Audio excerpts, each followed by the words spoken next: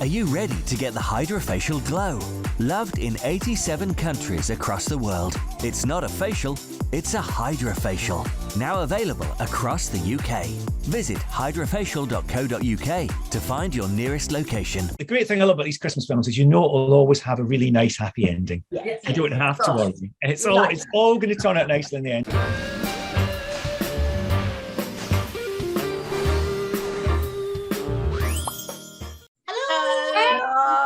Hi again, Vicky.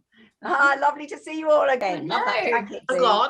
Thank you. I get this in a little boutique place near me called The Forge in Gerrards Cross. It's so lovely, and it's not expensive. Dee. I want to visit. But yeah, you must come over. Dee, can you give us a twirl?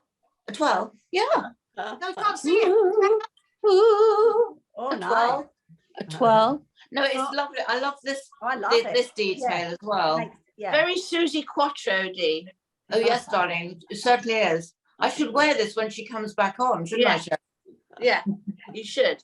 Definitely. Well, I'm in a snuggly sweater today. You That's are gorgeous on you. very cuddly. Feel very snuggly today. Well, and actually, Vicky and I have got the blue memo. See? Yeah. Oh, yeah. I know. Yeah, I know what I was going to ask you, Vicky. Yeah. Well, I'm really fascinated by you've just done something called dirty dusting, haven't you? Yes. I mean, what was that? Well, it's a play. We took it out. I mean, we had a producer, Leah Bell. So Leah Bell and Vicki Entwistle were in the show with me. And she very bravely took this out, just recently. So we've only just finished. And it's about these 3 cleaners that are going to be laid off. And so they decide to start their own business when no one's in the offices, because they've got the offices, they clean the offices over the weekend, and they think, how can we earn some extra money? So they decide to start up a sex chat up line, which is hysterical because we're all old. I mean, I'm playing up, which is great. So we're playing older than we are, and we look awful, but we sort of at the end we look a bit better. But it's the funniest show, and we used to get lots of women coming to see it, and then loads of men started coming, and they're loving it because they're being let into the women's world, and people are crying with laughter. But also, I think that when it first started, it's been tough because there wasn't so many people coming. Yeah. And then it started to build, and by the time we finished, we had packed houses, which was brilliant. And they're going to take that out again in January because all of the theatres that cancelled. So they said, we'll do it in January. So we've got like 14 days back to back in January, just one-nighters, which is quite harsh, to do the show. So I'm pleased for the producer as well, because she was brave enough to take it out, and also, also, please God, at the end of the day, she's going to earn some money, Yeah. Who's written it, Vicky? Oh, flip. It was Edouard and someone else, and I can't remember. But Leah Bell is it a man and a woman then? No, it's 3 cleaning ladies, and we've got one bloke who's the boss. Who's written it though? Is it a man and a woman? Two men, but it was yes, but she's adapted. Leah's written some stuff in it, so made it. It's very good. It makes people laugh out loud.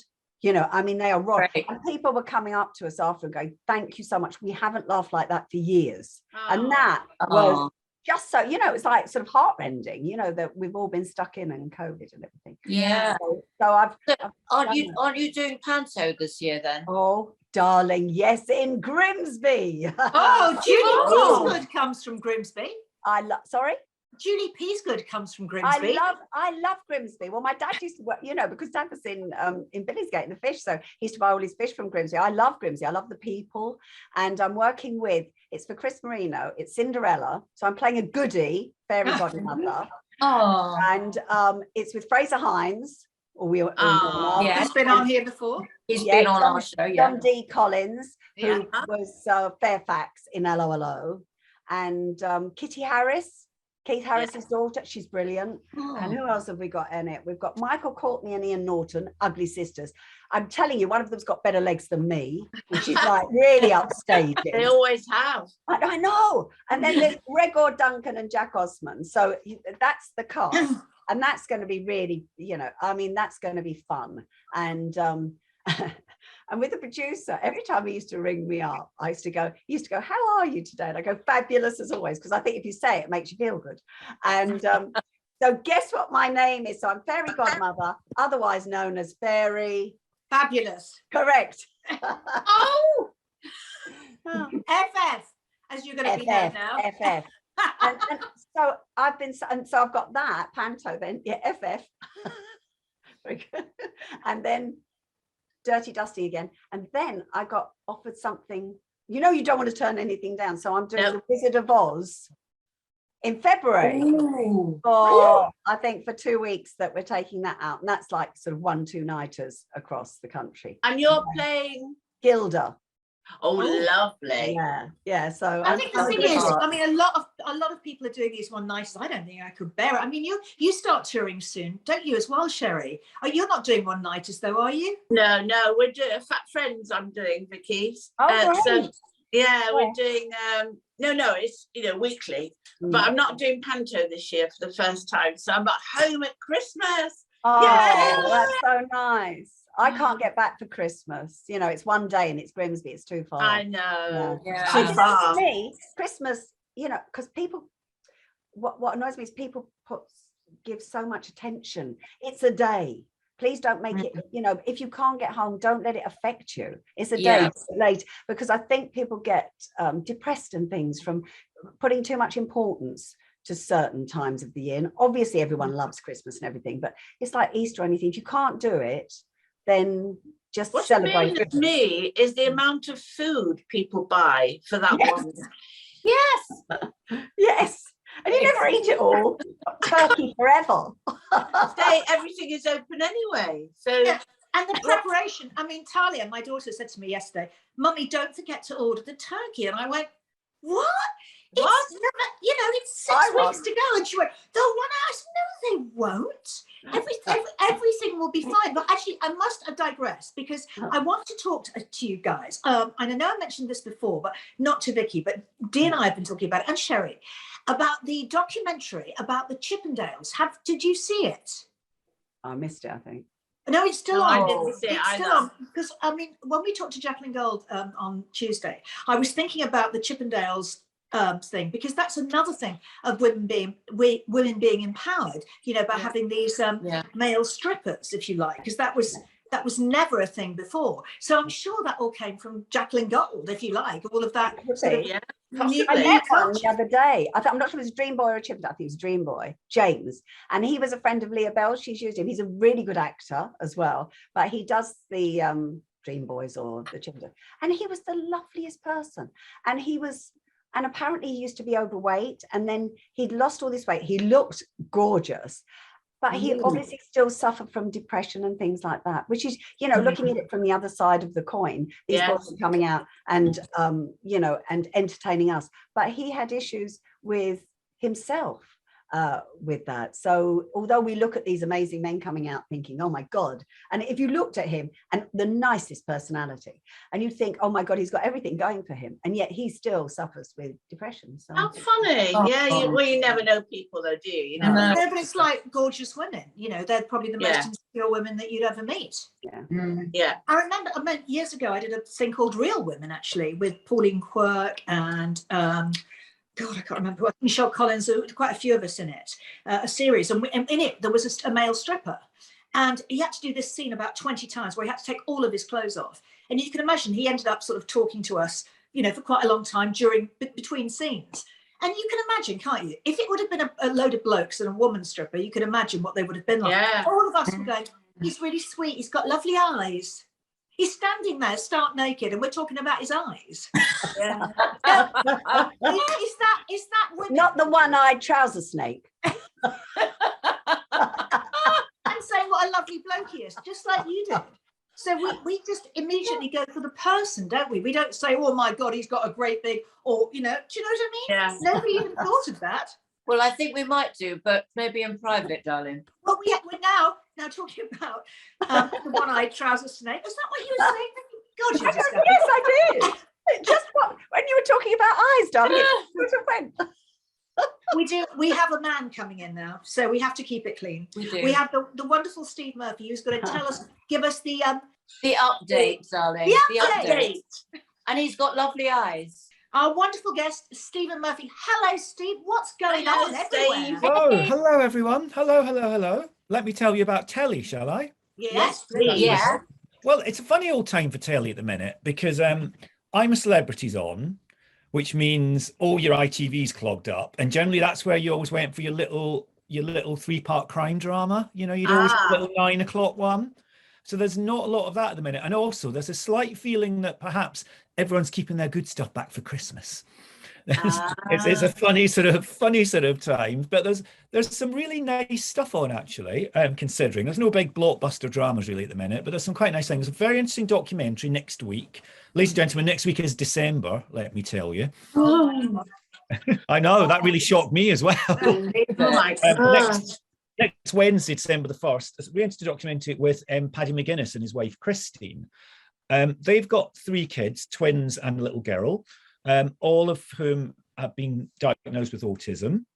And then they're doing a documentary about this. And through this documentary, they do some tests. And Christine discovers that she herself is on the autistic spectrum, which she suddenly realizes explains a lot of things through her life. It's a really interesting documentary, and whether there is a genetic thing in this. So it's a really interesting, quite emotional, lovely documentary. That's BBC One next Wednesday. Right. So that's very interesting. And again, a little bit emotional. It's the last of Piers Morgan's life stories. Piers is going off to UK Talk or Talk UK or some such news channel or something. Anyway, but his last interview is going to be with Kate Garraway, who's then going to take over as the host. But of course, you know, we all know about Kate Garraway and Derek and the battle with COVID and the whole family struggle. So it's going to be quite an emotional interview, I think, this one. This one with Kate. Very, very interesting, I think. So that's that. Bit of new drama. I mean, I don't know how much you ladies are into superheroes. But there's obviously superheroes are very of the moment. Well, they have been of the moment for about 10 years, but you know, you can't move for superhero movies and all these extended universes. There's a new version of Superman, which is coming to BBC One on Saturday, the 4th of December, called Superman and Lois. And basically here it is. Here they are. It's a grown-up Superman and Lois, and they move back from the city back to Smallville. He was brought up, and they've got the 2 kids. So it's kind of one of these things where they're kind of navigating family life as well as navigating, because obviously some bad people follow them, and there's all sorts of adventures and superhero-ness, but they're also doing that at the same time as juggling their family. So it's sort of a slightly sort of different take on all of this. So that's all quite fun, and that's your sort of Saturday tea time family viewing type slot on BBC One. So that's quite a nice one, I think, for people before they have their dinner. You know, it's one of those sort of ones. But that's about it really on as I like to call it, normal telly. But we've got some nice things on the other telly, on the Netflix and all those sort of things. Netflix got a great thing. It's coming up for Christmas, so the Christmas films are aplenty. Lovely Christmas films, and Netflix have got a great gay Christmas film, which is called Single All the Way. It's a little joke in that. Single All the Way. And this is basically where this guy is fed up of being single at Christmas, fed up of going back to his family, being the only one who's single. So he gets his friend to pretend he's his boyfriend, come back for Christmas, so he doesn't feel like the odd one out. And then not knowing to him, his mum has set him up with a date with a really handsome trainer who could like be his perfect man, but now he's already committed himself to this boyfriend. Clarity ensues. You know how it is. And you know what the great thing I love about these Christmas films is, you know, it'll always have a really nice happy ending. You don't have to worry. It's all going to turn out nicely in the end. So that's a bit of fun. That's the 2nd of December on Netflix. Amazon Prime. If you're into Lord of the Ringsy type things, there's a new fancy show called The Wheel of Time, which has Rosamund Pike in it. And it's around a powerful organization of women who can all use magic. And the team of them go off and explore different lands, and there's dragons. Ooh, I like that. All this. So if that's your sort of bag, dragony fantasy bag, then there's that one. That's on Prime from, I think, towards the end of November. It's quite soon. Okay. So that's our sort of exciting things from there. Soaps wise, I've been thinking of you, Debbie, because your lovely friend Bill Fellows is currently in Coronation Street. Yes, he is. He's very, very good in it. Yes, he is very good. I'll tell you that. He's very good. Really likable in it. He is in that. He's playing Stu, who's a homeless fella, and he's been helping out Kelly, who's the young girl who's currently homeless on the streets. And she's a bit concerned about his cough. So she's the one who ends up looking after him, but will he be all right? And meanwhile, we've got a bit of big drama. We've got Fire coming up next week. Zidane has been involved in some very dodgy dealings, trying to launder some money and all this kind of thing. And he's up against some bad guys. We're going to see the end of the week with the restaurant engulfed in flames. But who has burnt down the restaurant? Why have they done it? Will anyone be inside it? Tune in next week to find out.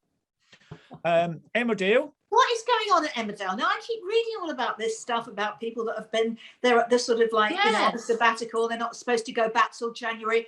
Can we talk about it? Or do you know what's happened? Yeah, I don't know. I mean, there's very little to say. There's been reports, you know, the reports have been quite sort of straightforward in their content, in that there's allegedly an incident on set and a complaint made. Two of the actors, Matthew Wolfenden and Isabel Hodgkins, who play David and Victoria, aren't filming at the minute.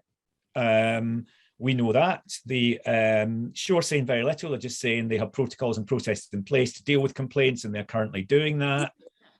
So it's nobody's saying a lot about it, let's just say. But there's definitely, and there's a real sort of feeling. If you watch the show this week, there's an interesting sort of bit of the notability of their absence, and maybe other characters doing some of the plots that maybe they were supposed to do. There's a bit of a feeling maybe that sort of thing going on, where there's been a bit of hasty rejigging. I mean, I don't know that for sure, but it feels a little bit like it. But yeah, so there's definitely, I think there's something going on, and I think as is right and proper, that you know, the company won't comment on it until they've done their investigation and find out what's going on. So I think that's been worked through. So yeah, there's definitely because they've suddenly gone going on. Yeah, they've gone to help somebody, haven't they? They've suddenly they've gone to Portugal. Portugal's your kind of equivalent of, you know, in EastEnders, they all went to Brazil for a bit, but they like Portugal and Portugal and EastEnders as well. So that's the kind of place they always go for the trip. So that's so that's Emmerdale. Emmerdale's got quite good plot this week. It's an ongoing plot with Priya, who was caught in a fire a few weeks ago when they did all the big stunt week. She's got some terrible scarring on her back. She's not been able to look at it. Next week, we'll see her finally kind of pluck up the courage to look at it as part of her healing process. But will this really help her or not help her? So that's the big emotional strand through there. And EastEnders, we've got Tiffany and Keegan, who have broken up. Will Tiffany sign her divorce papers? You know, we kind of want her and Keegan to get back, but Maisie Smith, who plays Tiffany, is leaving, has left. So her last episodes are going out now. So I think the chance of a happy ending for Keegan and Tiffany are probably quite slim. We saw Maisie do really well on Strictly last year. She's also a wonderful singer. She's a very talented girl. So I don't know what she'll go on, but we'll definitely be seeing her heading off the next couple of weeks to on to pastures new. She was rumoured for I'm a Celebrity, but she doesn't appear to have appeared. But quite a few people have rumoured for I'm a Celebrity haven't appeared yet. So yeah, exactly. We'll see. They do like to drop someone in every now and then, don't they, out of a helicopter? Yeah. Two people to come, I think. So that's Kelly. Film-wise, I think the most exciting thing really is the Steven Spielberg remake of West Side Story. Oh, wow. Yes. No, this is very strange, isn't it? On the 10th of December. That's coming out. They've released a trailer. There's a lot of excitement around this, a lot of buzz. The girl who's playing Maria, Rachel Zegler, she beat 30,000 people to get this part. She's been on, she's mainly done stage work. I mean, she's done musicals, but she's mainly done stage work. And, you know, it started for her by sending in a couple of videos of her singing the songs and that's how the process started. So she got right down to that. So that I think is very, very exciting. So that's the main kind of film. Who's playing him? It's a guy called Ansel Elgort, who was in the Billionaires Boys Club and various other things. He's not. None of them are particularly huge, well-known. There's no huge, well-known stars in it. I think they're all quite sort of young, talented people. Do you think it'll work, Steve? Do you think it's going to work? Because it's such an epic. I agree. Yeah. And I saw the excerpt. So I'm really looking forward to, you know, the trailer. But those people that were in the original had such charisma. Yeah. And such presence. I mean, you can't beat Natalie Wood. You know, and George Chakiris, and you know, it's like you're going up against those people. Is that going to work? I mean, hopefully it well, I can't imagine.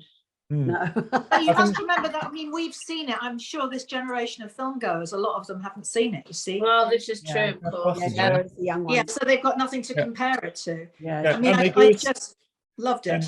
And Steven Spielberg is very clear that this is a remake of the stage version, not a remake of the film, which was the film version of the stage version. So it might well have a different feel. Much more importantly than that, what about Ghostbusters? Oh, Ghostbusters. Ghostbusters out now, I think. It is. Ghostbusters Afterlife. Yes. Afterlife. So very good reviews. Yeah. It's a really good reviews. I think it'd be a really fun trip out to cinema. Ghostbusters Afterlife called. And also, Stephen, has anyone seen Spencer? Anyone seen Spencer, the film?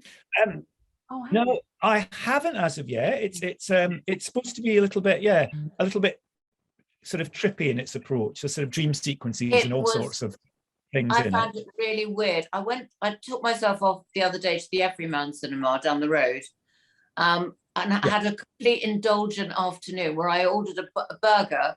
And if you ever tried to eat a burger in the dark, I would suggest you don't, because I tend to put my fingers in the tomato ketchup all the time. So I was covered in She's only 6.5, remember. Oh. And tomato. And a big slice of tomato down your top. Did you enjoy it? What, darling? Did you enjoy it, Dee, the film? Did you enjoy the film? The film itself, I found really weird. I mean, I was quite looking forward to it because somebody had actually recommended it. Yeah.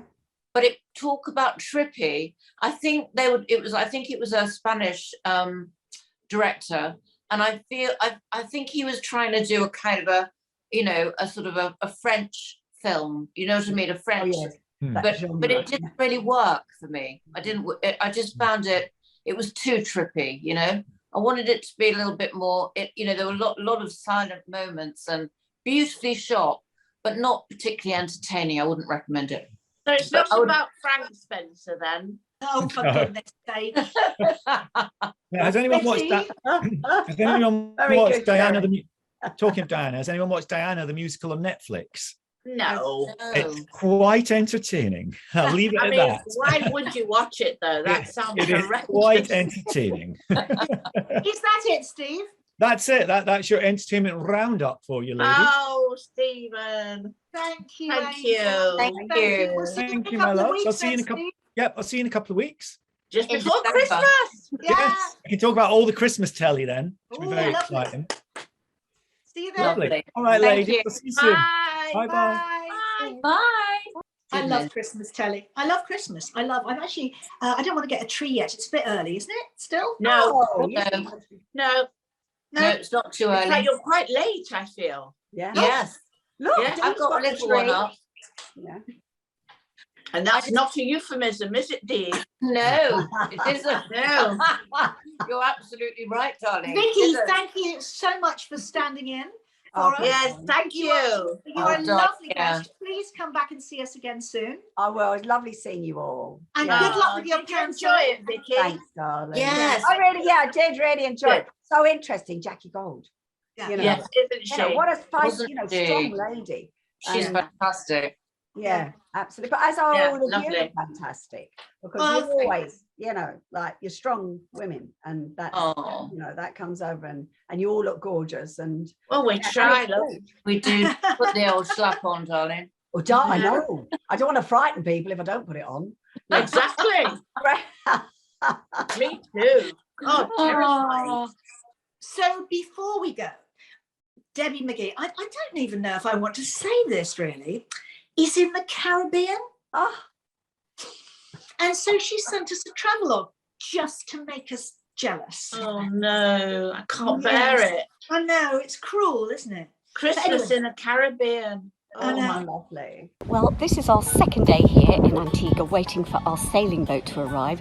Over there is where we're staying, around that bay, but we've walked up the hill this morning to this fort, so that's the little, what would have been the guards room in Nelson's time, and then looking out to sea, hoping we can see our sailing boat coming in, because we're picking it up in 2 days' time.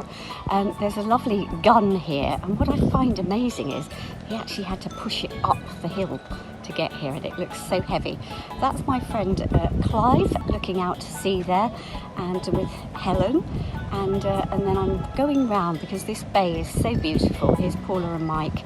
Mike's usually checking which direction we're facing, and over there you can see this gorgeous little beach, and all those houses are empty. It's so sad, the ones on the beach, because they were all wrecked in the last hurricane, so haven't been rebuilt. But going up further up the mountain over there, beautiful houses right up on the hilltop, and that's where we ate last night for my birthday, where you can see those sailing masts.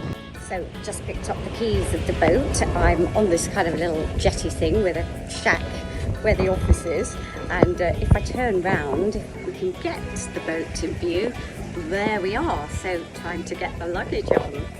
Basically, here we are, the aft of the boat with our little dinghy that you will see there, which we'll be getting off on to go ashore and have a little meal and stock up with provisions in a couple of days when we're running out, or we're without food or drink for that matter. Need lots of water. We've come up to this fort tonight, made friends with 2 locals, and we're just waiting, look, for the sun to go down. Of course, we're looking over another bay, which is St John's. So that's my little message for today. Debbie McGee, over and out. Well, I'm as depressed as I thought I'd be. I know, I feel really cold. I know, freezing now. How fabulous. She's so lovely, Debbie, isn't she? Yeah, what a place to be. She is very lovely. But she is coming back to do Panto in Southampton. Oh, brilliant. Oh, so she'll be cold. Good. She'll be cold, yeah. As cold as the rest of us. So yeah, at least we've got one thing to look forward to. Yeah. Thank you, Vicki, once again. Thank you, Vicki. Pleasure, girls. See you soon. Lovely seeing And you we'll all. see everybody on Tuesday. See you on Tuesday. Bye. Bye. Bye.